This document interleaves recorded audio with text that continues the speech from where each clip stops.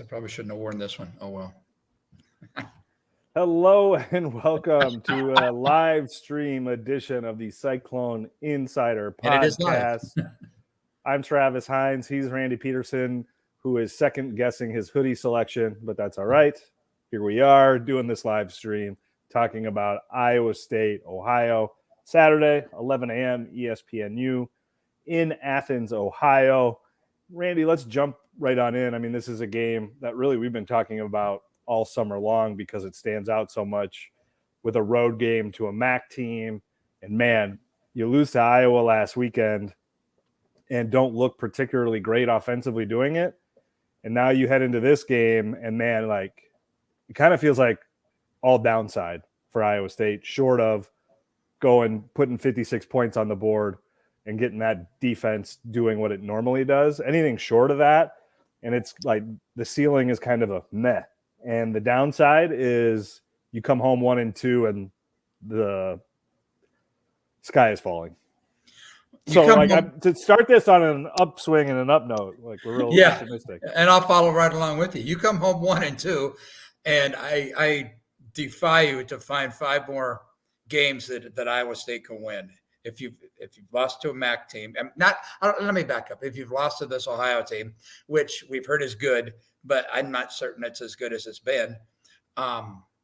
If you lose on Saturday, then you got find 5 Big 12 victories, and I don't know whether they're out there. I mean, because obviously Campbell said it this year. I think I asked the question, what are the goals for this team? And he finally got around to saying getting to a bowl game publicly. Yeah. So I don't know whether they can get to 5. So that's why this game is huge. Now, do I think they're going to lose? No, I don't think they're going to lose, but I wouldn't put anything past this team. But it's certainly one of the most significant games that Campbell has coached at Iowa State in a while, and it's going to set the tone one way or the other. It could set the tone one way or the other for the remainder of the season. Yeah, I mean, I would say if you lose this game, you're not talking about finding 5 more wins. You're talking about like staving off catastrophe for the rest of the year. Yeah. And again, like to go back to the original like frame of the conversation, I do think Iowa State is likely to win this game. But when you go play at a MAC school, like this is the position you put yourself in where the risk reward is so out of whack, where the reward is relatively minuscule and the reward or the risk is huge. And, you know, talking to Jamie Pollard this summer about this game, you know, he made it sound as though it was a financial imperative to Iowa State to play these games on the road when you have Iowa at home every 4 years or 5 years. I'm trying to think the last time they did it would have been Akron and 17 or something like that. Yeah, I don't have a memory for that one. But yeah, but that essentially you're not having to pay for anyone to come into Jack Trice, another $1 million or whatever it would be. And I don't even think that they had to pay Ohio. I would have to go back and look at the contract originally, but they get a break on Ohio coming to Ames as well. So it's not a 1-for-1. It's more like a 2.5-to-1, I believe is how the finances work out. And, you know, the finances are what the finances are. If Iowa State feels like this is what they need to do financially, they need to do it. But the problem, or not the problem, the other side to that is you're potentially putting your football team in a really tough spot. And they're in a tough spot right now. Like that's the matter of fact truth, is that this football team is in a rough spot and would be in a much better spot, at least perception wise, if they were playing a MAC team at home. But instead they got to hit the road, and not an easy road trip either. I think, you know, they're staying 90 minutes away from the game. So there got to be a lot of logistics involved here. But on the football side, and we got to start with the offense, right? Like that, how the offense performed Saturday in a victory is going to be almost as important as the final score, at least in terms of a fan base psyche and satisfaction level. If they go out and they win this game 10-3, I think people are going to be ornery as hell and not as upset as if they would have lost 35-32, but people are going to not be happy if this offense can't put points on the board against a MAC defense. And the MAC defense has had success through 3 games, but a MAC defense nonetheless. I agree. It is a MAC defense, and that's not had success. And yes, I agree that Iowa State should be able to do something, but we haven't seen Iowa State do anything offensively yet. Let's just start with a passing game. Rocco Becht has not been sacked this year. Rocco Becht, I don't remember even Rocco Becht running around for his life in the backfield this year. So, I mean, the line clearly is blocking better for the pass than it is the rush at this point in the year. But with that being said, I don't even know they've tried any shots downfield. Maybe they have a couple, but certainly they've not completed them. And I think Iowa State's got to start doing that. I mean, I thought that Iowa State would do that. I thought Iowa State would do that with Jalen Noel. And yeah, okay, he had a couple drops last week. That's going to happen sometimes. But you've got to take those shots, I think. I'll never forget when Brock Purdy came in against Oklahoma State in 2018. He was taking shots down the field constantly throughout that game. And yes, he was throwing to Hakeem Butler, which is huge. But Iowa State's not taking a shot this year. The longest pass completion of a true pass completion is the last play of last Saturday's game, the 16-yard touchdown to Jaden Higgins. Yeah, okay. Ben Bramer had a 36-yard touchdown run, but that was short pass, longer run, if I recall it right. So that wasn't exactly what I call a shot down the field. I think Iowa State's got to take some shots to at least show you can do it and maybe open up the running game that has gone nowhere this year. There have been maybe a couple nice runs, but for the most part, it's been Groundhog Day. It's been what we've seen, what we saw last year is essentially nothing.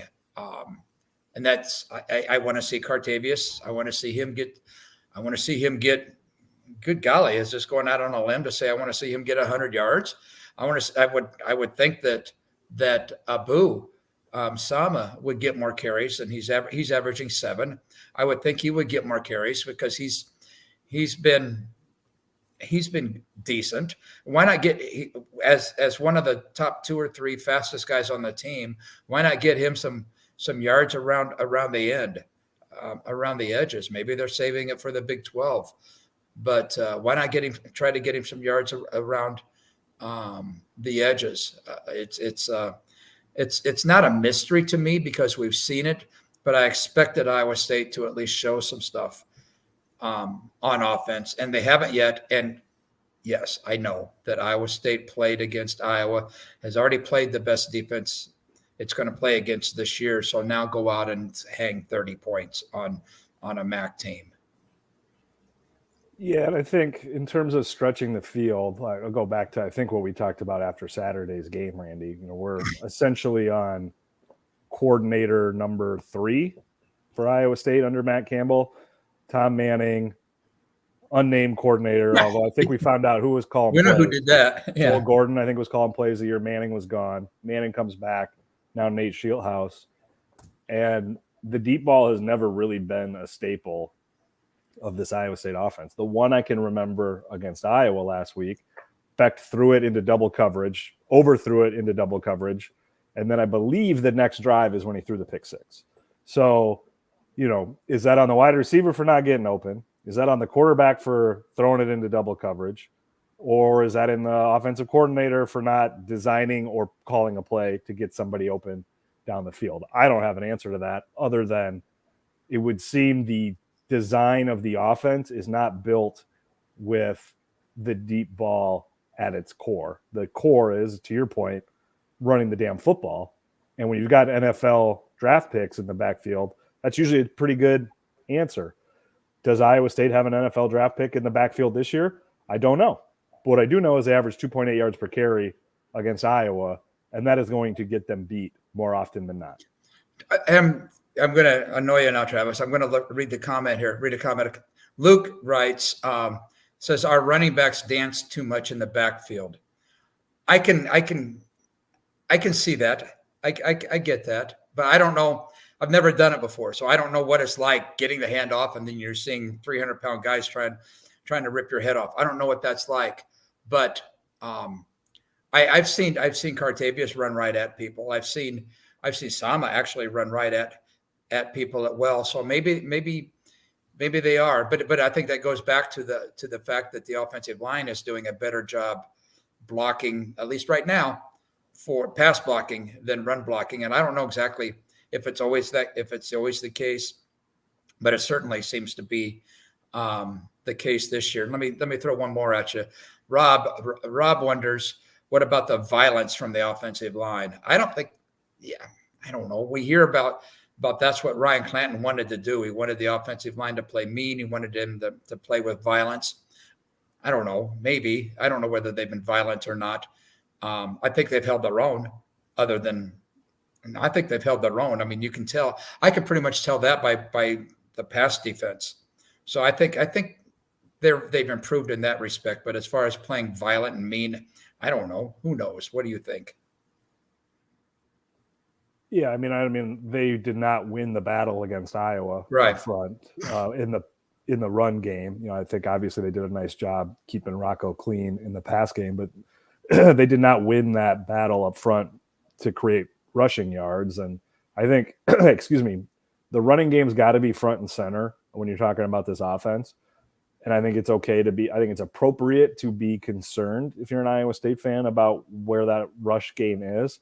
I don't think it's worth going all the way to full panic mode for a couple of reasons. One, that Iowa defense, I think, will turn out to be pretty dang good.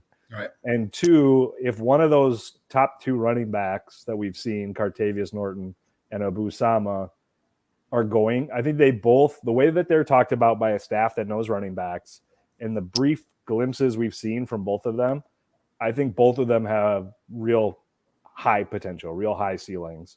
And if you think back to the last two guys that have had that for Iowa State, David Montgomery and Breece Hall, you know, it took 4, 5, 6 weeks into their freshman years before that became apparent that these could be the dudes. And I think Sama's now played 2 games. I almost restart the clock for Cartavius Norton, given the fact that he was so, available last year with injury, that I almost think you reset the clock there for him and start, but this is essentially game 2 for him this last week, at least to have some continuity going into, carrying the football. So I do think like those 2 guys being special this year is still on the table. Now they got to get going. And I would think Saturday would be an opportunity for them to show like what the difference between a high level Big 12 back is and an FAU back or an LIU back that Ohio has faced the last 2 weeks and San Diego State in week 1.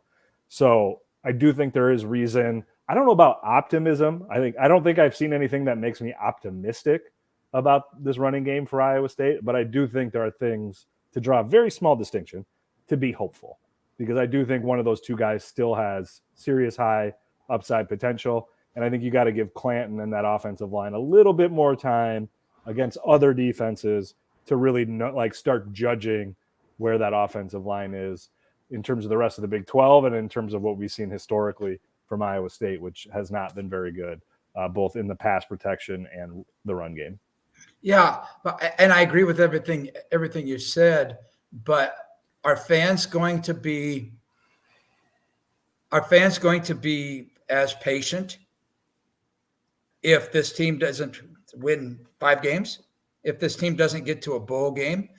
Yes, Iowa State has players coming. We know that. But it's about now. And what makes you say that? I disagree with that. I'm not saying that there aren't people that are about now. I think it would be a mistake if you're an Iowa State fan to be completely about now. I mean, you got to win football games, but yes, that's my point. You look at the talent on the field here, and I do think there's a lot of young talent. You look at the guys that are playing right now that are young, and I do think that they have a chance to be really, really good. I don't think they've got a chance to be really, really good this year as a team. I think 6 games is going to be a stretch. We'll see. But I think, and again, what are we talking about in terms of being impatient? Like, Campbell ain't getting fired. Like, they're not going to be major overhaul. Like, we're not even going to be talking. anything short of going like 1-11, like we're not talking about Campbell even really being on the hot seat next year. Like they go 2-10, and we're talking about people getting antsy and Hines, not about Campbell getting fired. And like that's just not anywhere on the radar and nor should it be, given what they've done. And again, what it looks like they can do with a pretty talented roster. I just don't think. I think it's okay to want, like, obviously you want wins, and everyone needs to be held accountable for playing winning football. But, this ain't 2021 where winning was the only thing that mattered. I think there's two tracks here. There's win as many football games as you can in 2023, and then evaluating where that roster is and where you can project it to in a year or two. Because the same thing about Campbell not getting fired in the next year or two, or however many years you want to extrapolate that out, it seems pretty hard to envision him taking another job in the next year or two, given the 7-6 record in 2021, the 4-8 record this last year, and that what I think is probably like a team that's going to struggle to get to 500 this season. So again, like nobody's going to become banging down his door, so he's going to be able to see this through for another year or two of what I think is going to be a pretty talented roster if they can keep it all together, which, as Campbell noted yesterday or Tuesday, whatever day that was, they've been pretty good about retaining players. Like they've had some notable losses, but overall they've been really good about keeping to get teams together. And I think if you look at this roster and you look at the recruiting, I do see the horizon up ahead. How far away it is, how bright it'll be, we'll see. But I don't look at this as like in the pit of despair for an Iowa State program, even if this year is a struggle to win a lot of games.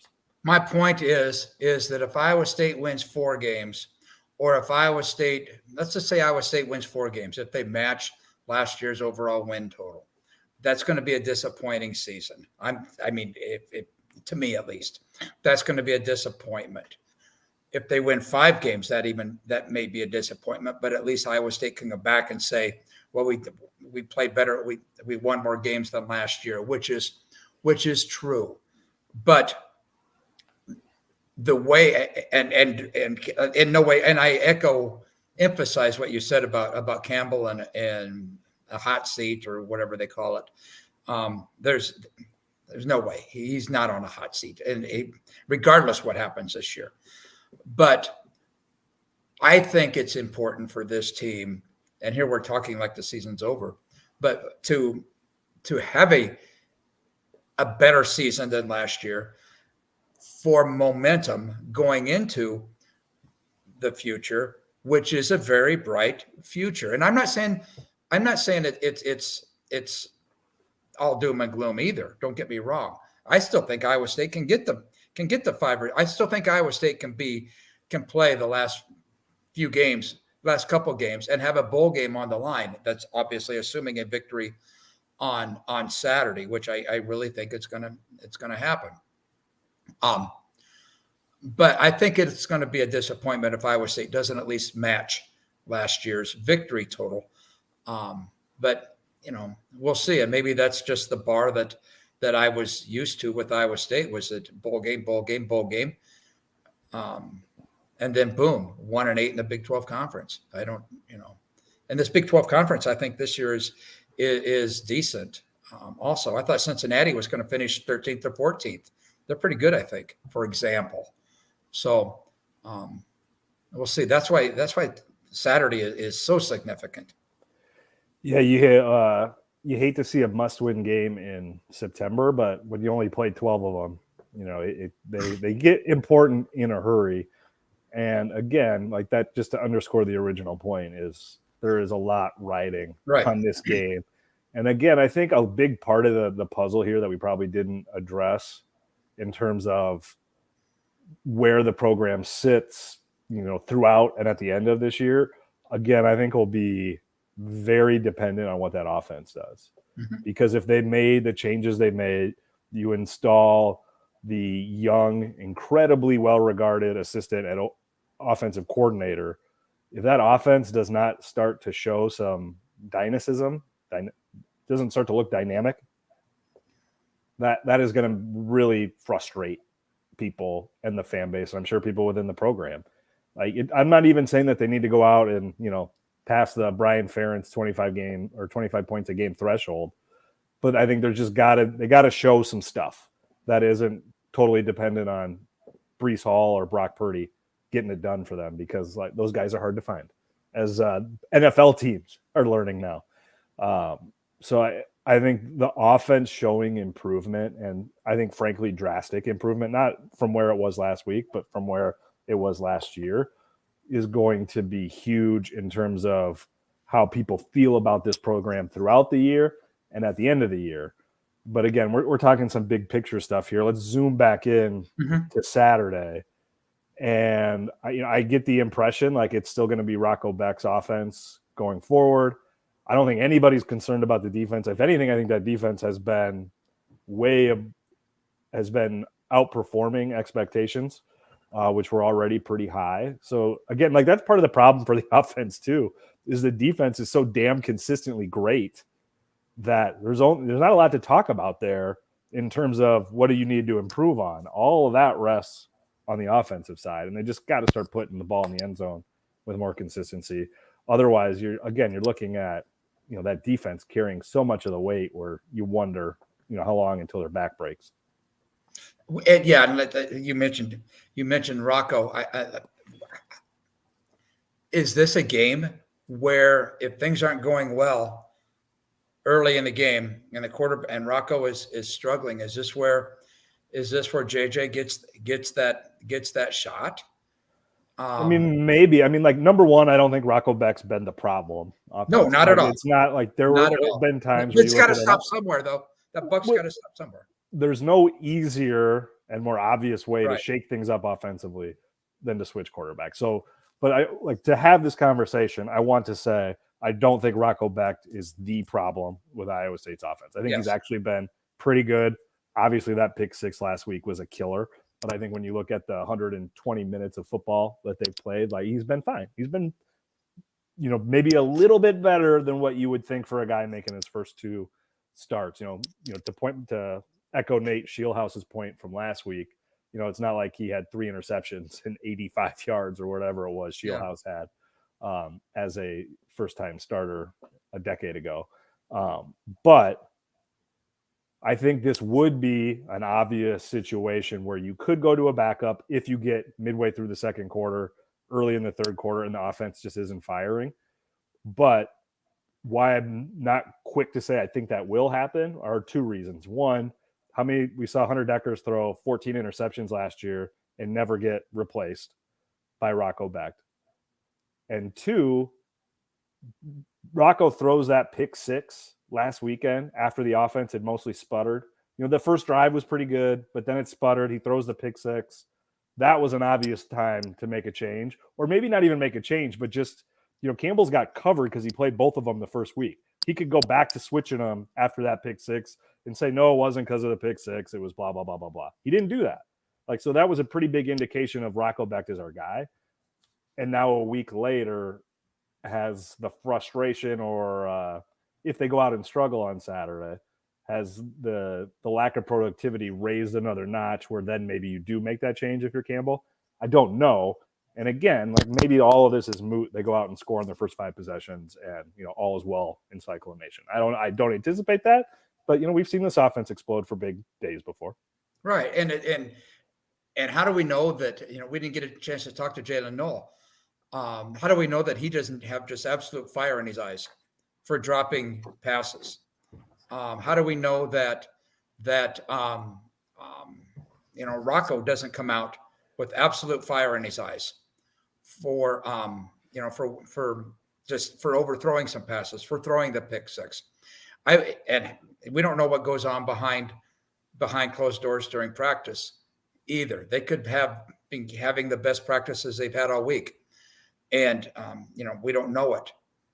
But it would not shock me. And let me back up. I agree with you, Travis. This has not been a Rocco Beck problem. This has not been a Rocco Beck problem at all. But we both know, like we said, that's where it starts and finishes, though. I think for JJ Cole to be in the game on Saturday, it's going to have to be a pretty big fall because a pretty big some bad stuff going on, because Campbell wants to get, just like Campbell wants to get JJ involved in some reps, dude. Rocco's not had a ton of reps either. I mean, he's played 2 games essentially, and is that enough? Or 3 games after Saturday? Is that enough to go into the next 9 games against Big 12 competition? This includes the likes of Texas, Oklahoma, Kansas State, for example. Man, this is going to be BYU's better. It's got a great defense. This is going to be tough. So I think Rocco needs to get as many snaps as possible. But if stuff starts going south, it'll be curious to see how they handle that situation. But I echo your point that this is not a Rocco Becht situation. This is a team situation that hopefully they get fixed. And like I said, maybe Jalen Knowles ready to break out, and I don't, if he'd have caught those passes last week, I don't know if they certainly weren't game changers, but maybe he's like I said, maybe he's playing with fire right now. Maybe we'll see. Yeah, I mean, I think it's also probably worth noting that the whole like Rocco Becht and Nate Scheelhaase, probably to a greater degree, are paying for the sins of last year. Yep. In terms of how we talk about and think about this offense. It's not their fault what the offense did last year, but everybody's talking about this offense hasn't done, squat since that group left in 2021. Like, those guys are bearing the brunt of that right now in terms of how people talk and think about this offense, even though it's obviously they're not responsible for what went on last year. I do think that Iowa State goes in on Saturday and wins. Mm-hmm. It'll be interesting to see how they perform. Like I said, if they go out and they win 10-3, 13-6, something like that, or the offense does not look like dynamic, I don't think there's going to be a lot of good vibes heading into Big 12 play, but you'd rather have a win and bad vibes than a loss and horrible vibes.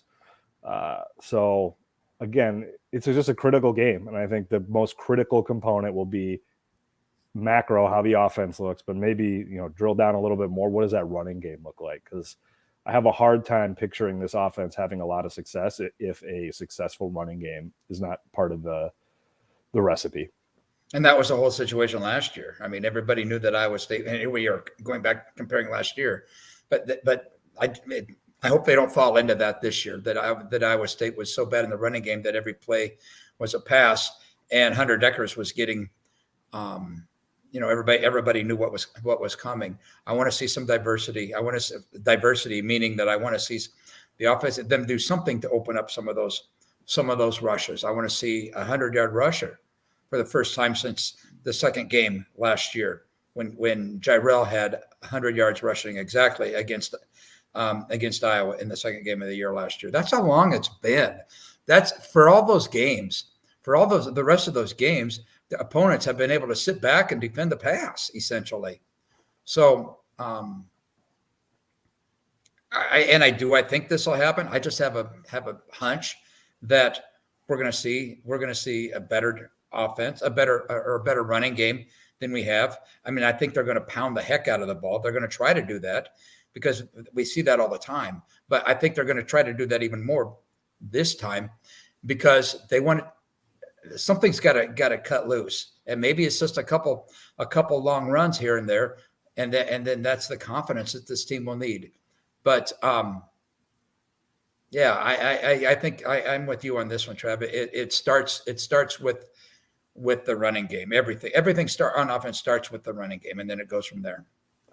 He's Randy Peterson. I'm Travis Hines. This has been the Cyclone Insider live stream and podcast. Be sure to check out DesMoinesRegister.com today, tomorrow, Saturday, and every day of the week, frankly, for all the Iowa State football coverage you could hope for. A couple of weeks away from basketball season for the men and women getting underway as well. So we will have plenty of Iowa State coverage for you. Thanks for listening. Thanks for watching. We'll